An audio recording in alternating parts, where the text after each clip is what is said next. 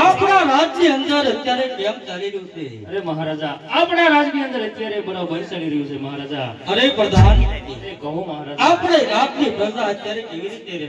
અરે મહારાજા, તમારી જેવો રાજા હોય અને મારી જેવો પ્રધાન હોય, અહીંયા પ્રજા સુખી જ હોય મહારાજા.